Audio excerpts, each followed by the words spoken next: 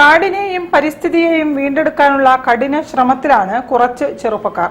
Kozhikode Ramakrishna mission സ്കൂളിലെ പരിസ്ഥിതി കൂട്ടായ്മയിലെ പൂർവ്വ വിദ്യാർത്ഥികളാണ് മുത്തങ്ങ കാടുകളിൽ മഞ്ഞക്കൊന്നയുടെ നിർമ്മാർജ്ജനത്തിൽ ഏർപ്പെട്ടിരിക്കുന്നത്.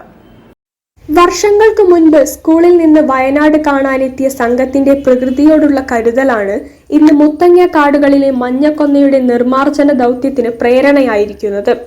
അന്നു കണ്ട മഞ്ഞക്കൊന്ന അഥവാ രാക്ഷസക്കൊന്നയുടെ ചെറുനാമ്പുകൾ ഇന്ന് കാടിനും വന്യജീവികൾക്കും ഒരുപോലെ ഭീഷണിയായി വളർന്നിരിക്കുന്നു.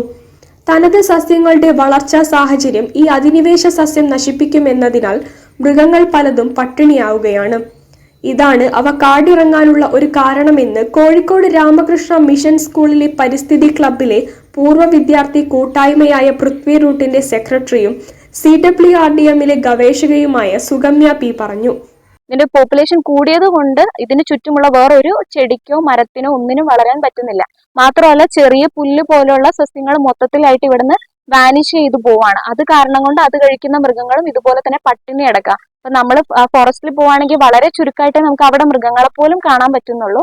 ആ മൃഗങ്ങൾ തന്നെ വളരെ ശോഷിച്ച് ഭക്ഷണം കിട്ടാതെ വെള്ളം കിട്ടാതെ ഇരിക്കുന്ന ഒരു അവസ്ഥയാണ് ഈ ഒരു സമയത്തൊക്കെ നമുക്ക് മുത്തങ്ങ പോയിട്ടുണ്ടെങ്കിൽ കാണാൻ പറ്റുക.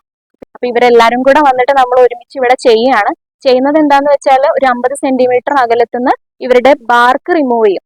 നമ്മൾ അതിന്റെ എപ്പിഡെർമിസ് റീജിയൻ മൊത്തത്തിൽ റിമൂവ് ചെയ്യും. എപ്പിഡെർമിസ് ക്യൂട്ടിക്കൽ റീജിയൻ മൊത്തത്തിൽ റിമൂവ് ചെയ്യും. റിമൂവ് ചെയ്ത് കഴിഞ്ഞതിന് ശേഷം ഒരു സിംഗിൾ വേര് പോലും ഉണ്ടെങ്കിൽ വേരിന്റെയും ബാർക്ക് ഡിബാർക്ക് ചെയ്ത് വിടണം. അല്ലാന്നുണ്ടെങ്കിൽ അവിടെ നിന്ന് വീണ്ടും ഇത് ഡീജനറേറ്റ് ചെയ്ത് വരും.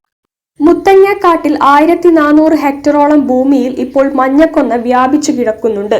കൂട്ടായ്മയിലെ ചെറുപ്പക്കാർ 7 ആഴ്ചയായി ശനി ഞായർ ദിവസങ്ങളിൽ മുത്തങ്ങയിലേക്ക് അവയുടെ നിർമ്മാർജ്ജന ദൗത്യത്തിന് ഏർപ്പെട്ടിരിക്കുകയാണ്.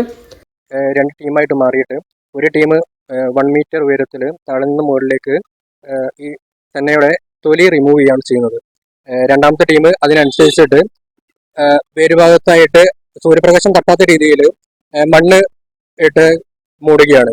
അതായത് യാതൊരു വിധത്തിലും മണ്ണും വെള്ളമൊന്നും ഇതിന് പാടില്ലാത്തതാണ്. അപ്പം പിന്നീട് വരികയാണെങ്കിൽ പിന്നെയും വളരാനുള്ള ശേഷി വളരെയധികം കൂടുതലാണ്. അപ്പം വളരെ കെയർഫുൾ ആയിട്ടാണ് ഞങ്ങൾ ഈ ഒരു പ്രവർത്തനം ചെയ്തുകൊണ്ടിരിക്കുന്നത്.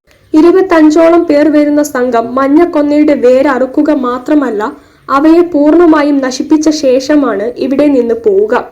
ഇത്തരത്തിൽ കഴിഞ്ഞ ദിവസങ്ങളിൽ 800ഓളം മരങ്ങൾ നശിപ്പിച്ചതായി സുഗമ്യ പറഞ്ഞു.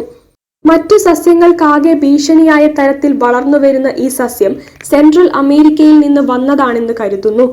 നിരത്തുവയ്ക്കുകൾ വനവത്കരിക്കുന്നതിന്റെ ഭാഗമായി അബദ്ധത്തിൽ മഞ്ഞക്കൊന്നയും വളർത്തിയതാവാം എന്നാണ് നിഗമനം. News bureau, Kozhikode. കൂടുതൽ വാർത്തകൾ ഇടവേളയ്ക്ക് ശേഷം.